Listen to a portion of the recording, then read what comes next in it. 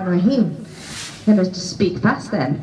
Okay, so I've been invited to speak about being a single mother.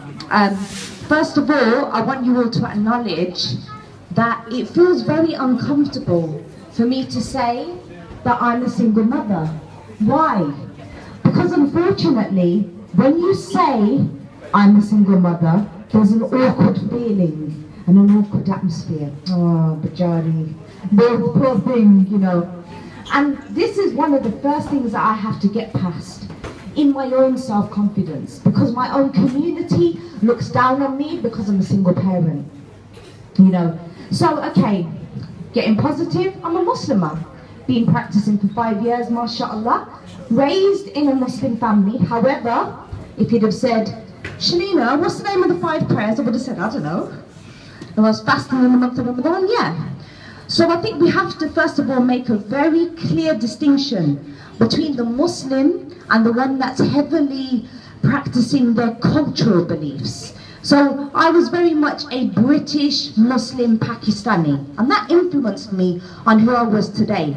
Because ultimately, when I had the ability to, I was looking at Christianity, Buddhism, this, that, because I didn't have that contentment. I never got taught it, although I went to madrasa and learned Quran and all of that. So fast forward, this dunya has traps waiting for us. You know, it's there, it's playing into our desires. And one of the things that I say is, if you don't make it your business to know your children, other people will. There are people that, you know, they want to look how you're dressed, what name are you wearing, what music are you listening to, how much direct debits have you got, where are they going to? They want to control every aspect of you and your life. They do not care about your spiritual contentment or where you are going when you die. So that's the reality of what I've dealt with. My mum was a single parent, and I've ended up a single parent. Was it in my control? Allahu Alam. Allah knows best. But I can only deal with what is in front of me. And what is in front of me is today, not only do I want to get to paradise, I want my children to get to paradise. And my children are 2 different dynamics. My son, I have to deal with him and the fact that he's maybe going to end up in prison, end up in drugs, end up being stabbed, all of these things. Because the reality for these young boys is very different. This music is grooming a generation. And don't play with the music, because the music is strong. There is no denying that Allah subhanahu wa ta'ala has given us guidance. But if we don't know how to connect with our children, we're going to lose them, unfortunately.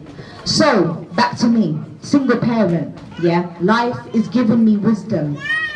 There was a time when I didn't know that I would be here. So low, being a single parent, wallahi, you don't know what it's like, yeah?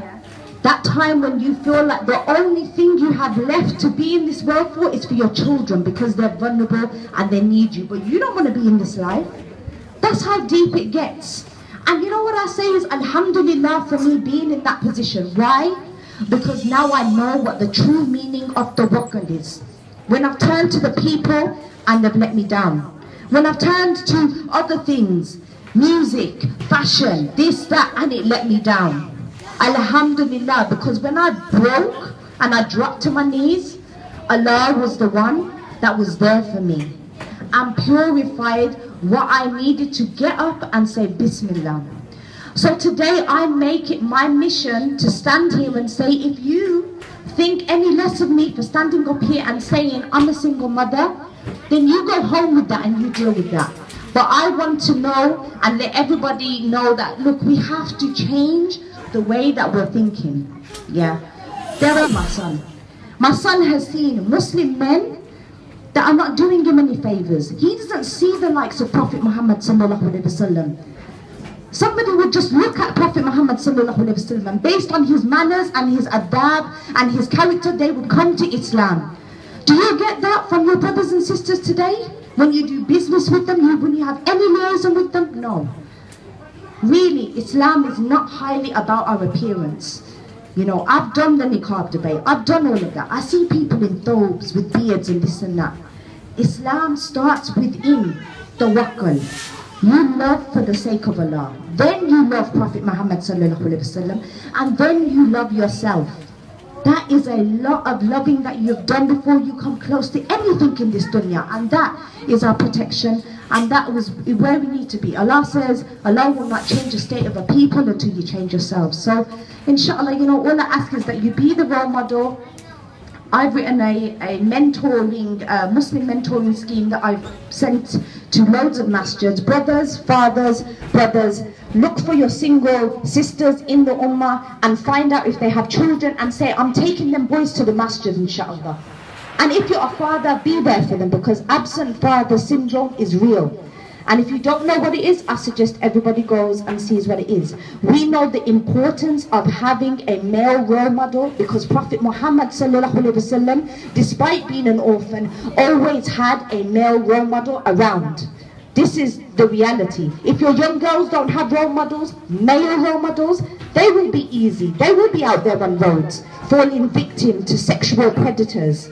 If your boys don't have their male role models, who do they have to turn to?